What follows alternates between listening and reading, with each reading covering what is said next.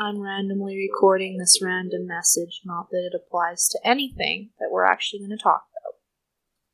Baby shark doo doo doo doo doo doo, baby shark doo doo doo doo doo doo.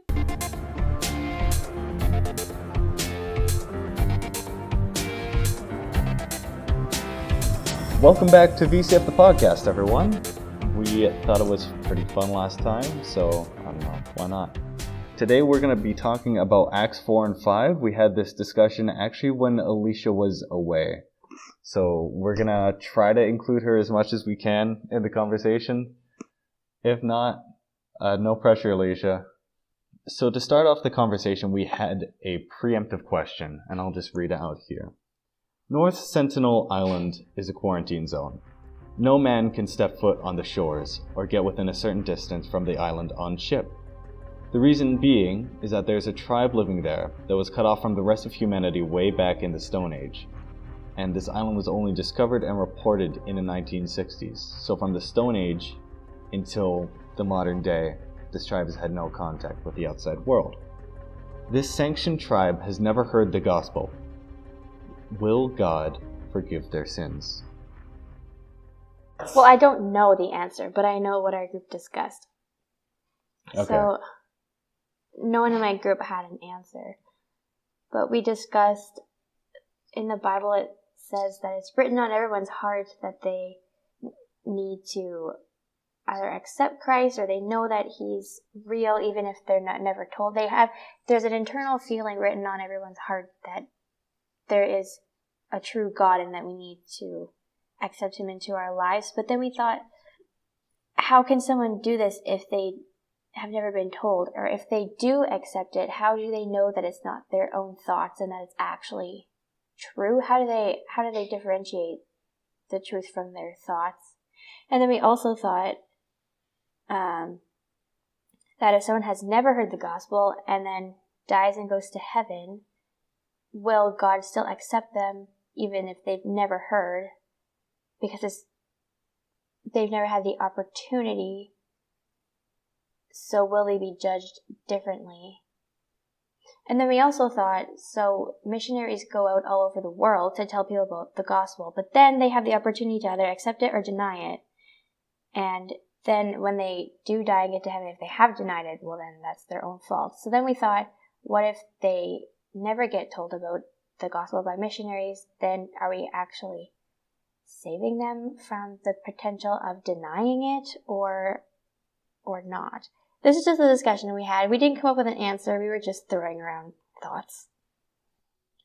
It was interesting because that passage that you had said, it comes from Romans, where it's like everyone has it written on our hearts. Yeah. And one of our group members had immediately brought that up too. Okay. And I think it's kind of interesting how like everyone has it written on their hearts, and yet there's so many non-believers today who have never heard the gospel but don't even want to listen to it. Yeah, and everyone has it written on their heart, but there are still missionaries. So are the missionaries just trying to bring it to everyone's attention sooner that this is written on their heart? Or really what? I mean, I think I support missionaries, and I think what they do is wonderful. But we brought up the point that if they've never been told about the gospel, is it almost better off to not tell them so that they don't have the chance to deny it? Not saying that that's the right answer, but that's what we were discussing. Well, I think, like today too, we also have people who are told the wrong thing, or not necessarily the wrong thing, who are told something different and like go the agnostic or the atheist route. Yeah. And they're not listening to what's on their hearts because they've been told something different. So they kind of shove it to the side. So missionaries are kind of the backup. If they have some different doctrine, if they have some different belief, we are the voice that's going to cater to that inner heart. So we're telling the truth against lies as opposed to telling the truth against nothing. Yeah, that makes sense. And we hadn't come to that conclusion in our group. We were just... Okay. There was a lot of pondering. Yeah, we had kind of had the question of like, what, are babies saved? Like, yeah, we discussed that too, just a little bit. So God, he encompasses a lot of things. Like he has like set like plagues on the Egyptians, for example. But he's also had a lot of compassion on people too, right? So God is like all these things, and I personally believe that God is compassionate and that like babies who haven't been able to make that choice, that we're going to see them in heaven one day. Yeah, I agree with that too. But then if someone is an adult, dies at an elderly age from this island and has never heard the gospel, then what happens? And we don't know. And I know like Jesus is going to come back when all the nations have heard about the gospel. But up until that point, like you mentioned, there's still going to be people who pass away who haven't heard the gospel. So is that, like you kind of talked about, is that a fault of their own? But they also have the word of God written on their heart. But if nobody tells them about it, do they really know? And I don't have an answer like you guys were talking about. That's just me.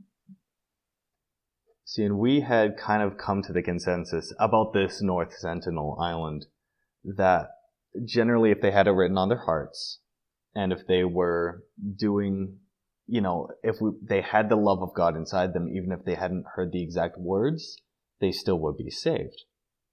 But that also brings into question, what have these people done? Have they been faithful? Have they shown love and compassion?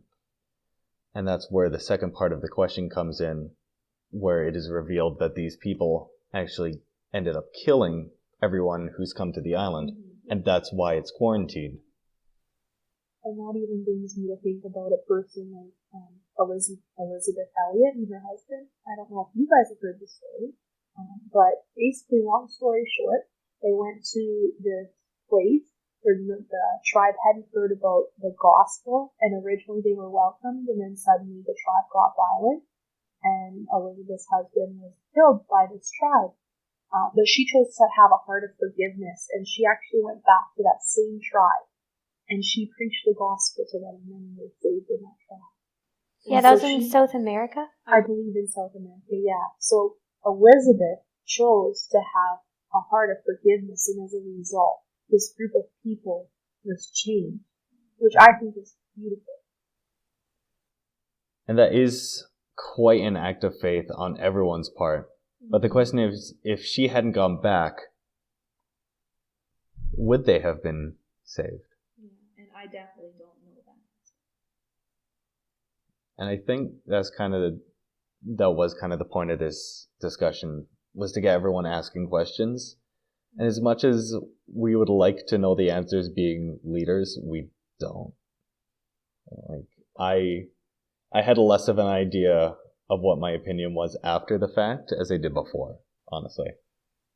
Honestly, our role as leaders in this group is we're imperfect people still doing God's work, but we don't have all the answers to all the questions. But we're definitely open to hearing your questions and talking about them. And that's not just us as leaders too. Like, every Christian out there doesn't have the answers, but they're just trying their hardest. And I think that's what's kind of what living, trying their hardest to serve God, trying their hardest to love others.